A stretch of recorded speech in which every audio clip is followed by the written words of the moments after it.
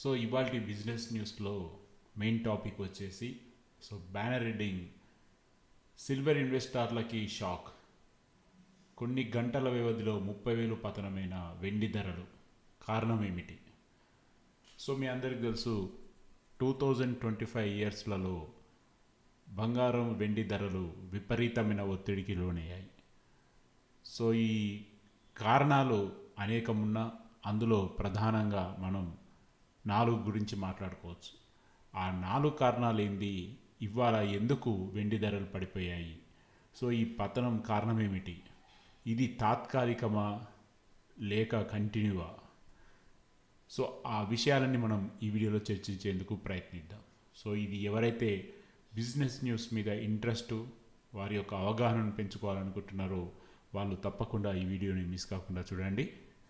ఇక టాపిక్లోకి వెళ్తే మనం ముఖ్యంగా 4 కారణాలు చూసుకుంటే, వెండి ధరలు బంగారం ధరలు పెరగడానికి ప్రధాన కారణాలలో ఒకటి, అమెరికా అధ్యక్షుడిగా డొనాల్డ్ ట్రంప్ రెండోసారి గెలిచిన కాడి నుంచి ఈ యొక్క బంగారం వెండి ధరల్లో ఒక రకమైన తీవ్రమైన ఒత్తిడికి లోనవుతూ వస్తున్నాయి.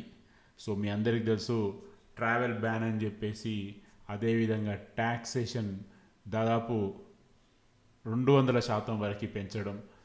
ఈ విధంగా ఒక రకంగా చూస్తే ఏ క్షణంలో ఏ దేశం మీద అమెరికా ఆంక్షలు విధిస్తుందో టారిఫ్ వార్ వల్ల ఖచ్చితంగా బంగారం వెండి తీవ్ర ఒత్తిడికి లోనయ్యాయి. ఇదొక ప్రధాన కారణమైతే, మరో కారణం చూస్తే మీ అందరికి తెలిసిందే, అతి ముఖ్యమైన కారణం మరొకటి,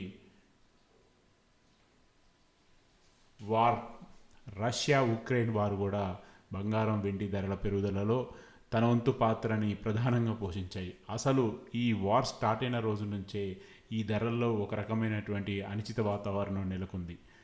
అలాంటిది ఇవాళ సడన్గా గత 2 రోజుల నుంచి ప్రపంచంలో ఉన్నటువంటి మెయిన్ స్ట్రీమ్ మీడియా మొత్తం ఫోకస్ చేస్తున్నాయి ఈ వార్ క్లోజ్ గురించి. ఆ వార్ క్లోజ్ న్యూస్ కూడా ఇవాళ ప్రధాన కారణం వెండి ధరలు బంగారం ధరలు కుప్పగూలడానికి. ఒకసారి వార్ గురించి కూడా మనం చూద్దాం. వెండి ధరలు ఇలా ఒక్కసారిగా కుప్పగూలడానికి ప్రధాన కారణాలలో మొదటిది, అంతర్జాతీయ స్థాయిలో రష్యా ఉక్రెయిన్ యుద్ధ ముగింపునకు వస్తుందన్న ఆశలు ప్రపంచవ్యాప్తంగా చిగురించడమే. అమెరికా అధ్యక్షుడు ట్రంప్, ఉక్రెయిన్ అధ్యక్షుడు జెలెన్స్కీ మధ్య శాంతి ఒప్పందం దిశగా సానుకూల చర్చలు జరుగుతున్నాయన్న వార్తలతో ఒక్కసారిగా అంతర్జాతీయ మార్కెట్లో వెండిపై పెట్టుబడి పెట్టే వారి నుంచి డిమాండ్ తగ్గింది. ఫలితంగా అంతర్జాతీయ మార్కెట్లో వెండి ధరలు దాదాపు $80 నుంచి ప్రస్తుతం మనం వీడియో చేసే సమయానికి దాదాపుగా $71, అంటే దాదాపు $9 వెండి కుప్పగూలిపోయింది. $9 కుప్పగూలడం అంటే దాదాపు మన ఇండియన్ కరెన్సీ పరంగా చూసుకుంటే దాదాపు 30,000 రూపాయల నుంచి 31,000 రూపాయల మధ్యలో సిల్వర్ కుప్పగూలిపోయింది.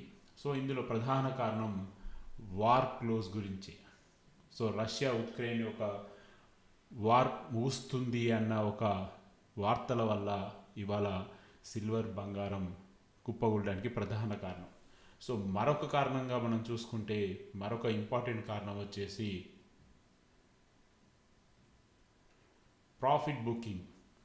మీ అందరికి తెలిసిందే, ప్రాఫిట్ బుకింగ్ కూడా చాలా కీలక పాత్ర పోషించని చెప్పుకోవచ్చు. ఎందుకంటే దాదాపు 2025లో వెండి మీద దాదాపు ఇవాళ వరకు జనవరి 1వ తారీఖు నుంచి డిసెంబర్ 29వ తారీఖు వరకు 176% రిటర్న్స్ ఇవ్వడం జరిగింది.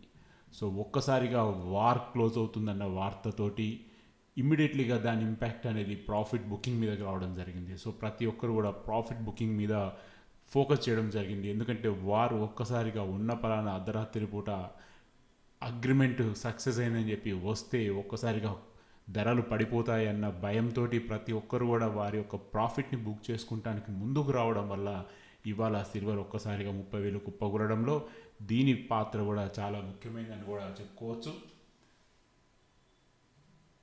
గత ఏడాది డిసెంబర్లో 87,000 రూపాయల వద్ద ఉన్న వెండి ధర ఇవాళ దాదాపు 2,70,000కి చేరుకున్నది రిటైల్ షాపులలో. ఇది కూడా చాలా కీలకమైన పాత్ర పోషించని చెప్పడంలో ఎటువంటి సందేహం అయితే లేదు. సో మరొక ముఖ్యమైన కారణం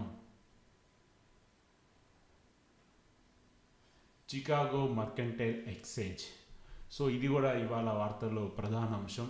ఒక రకంగా ఇవాళ సిల్వర్ కుప్పకూలడంలో ఈ చికాగో మర్కంటైల్ ఎక్స్చేంజ్ కూడా చాలా కీలక పాత్ర పోషించని చెప్పుకోవచ్చు. కారణం ఏంటంటే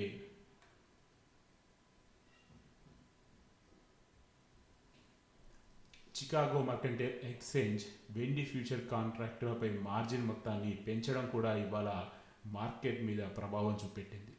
సో మార్జిన్ అవసరాలు $20,000 నుంచి $25,000 పెరగడంతో ట్రేడర్లపై అధిక ఆర్థిక భారం పెరిగి వారు తమ పొజిషన్లను తగ్గించుకోవాల్సి వచ్చింది. సో ఉన్న పలంగా వాళ్ళ దగ్గర ఉన్నటువంటి కాంట్రాక్ట్స్ అన్ని కూడా వారు ప్రజెంట్ ఉన్న ధరలో ఎగ్జిట్ కావాల్సిన పరిస్థితి ఏర్పడింది. అయితే 2026 జనవరి నుండి ఎగుమతులపై చైనా విధించనున్న ఆంక్షలు కూడా మరొక కారణం. సో ఒక సింపుల్గా చెప్పుకోవాలంటే Chicago mercantile exchange silver contracts మీద ఇన్ని రోజులు $20,000 మార్జిన్కి ఎవరైనా కొని అమ్మచ్చు అనుకుంటే దాన్ని ఇప్పుడు 25,000 చేయడం జరిగింది. సో ఉన్న పలానా ఆల్రెడీ పొజిషన్స్ ఉన్న వాళ్ళు ప్రజెంట్ నడుస్తున్న ధరకి ఖచ్చితంగా వాళ్ళ పొజిషన్స్ తగ్గించుకోవడం అన్న చేయాలి, లేకపోతే అధిక మార్జిన్ అన్న వాళ్ళు దానిలోట యాడ్ చేయాలి. సో అధిక మార్జిన్ యాడ్ చేయని వాళ్ళందరూ కూడా వారి యొక్క పొజిషన్స్ని క్లోజ్ చేయడం జరిగింది. సో దాని ఇంపాక్ట్ అనేది డైరెక్ట్గా మార్కెట్ మీద పడడం జరిగింది. సో దాని ద్వారా కూడా ఇవాళ కుప్పగొలడంలో వీళ్ళ యొక్క పాత్ర చాలా ఉందని మనం క్లియర్గా చెప్పుకోవచ్చు. సో అదేవిధంగా మరొక కారణం రానున్న రోజుల్లో 2026 జనవరిలో చైనా సిల్వర్ మీద బ్యాన్ విధించబోతుంది అన్నటువంటి ఒక న్యూస్ కూడా ఇవాళ ప్రాఫిట్ బుకింగ్కి ప్రధాన కారణాలలో ఒకటిగా మనం చెప్పుకోవచ్చు. సో ఓవరాల్గా చూసుకుంటే ఈ 5 కారణాలతోటి సిల్వర్ ఈరోజు కుప్పకూలిందని చెప్పడంలో ఎటువంటి సందేహం లేదు.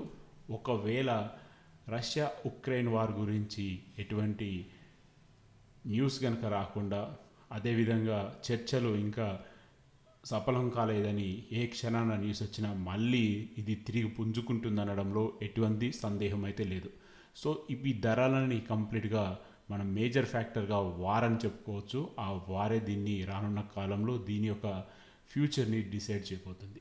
సో ఇది ఫ్రెండ్స్ ప్రస్తుతం ఉన్నటువంటి అప్డేట్. మరొక అప్డేట్తో మళ్ళీ